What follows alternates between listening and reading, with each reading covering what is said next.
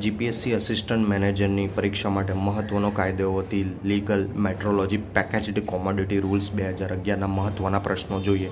મિત્રો, તમને અપીલ છે એકવાર આ વિડીયો જરૂરથી જોજો.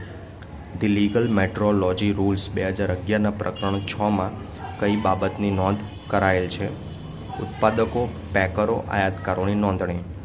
ધ લીગલ મેટ્રોલોજી રૂલ્સ 2011ની બીજી અનુસૂચિમાં શેની બાબત સમાવિષ્ટ છે? નિર્દિષ્ટ માત્રામાં પેક કરવાની ચીજવસ્તુઓ.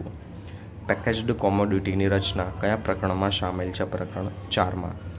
ધ લીગલ મેટ્રોલોજી રૂલ્સ 2011માં કલમ 6 શું દર્શાવે છે?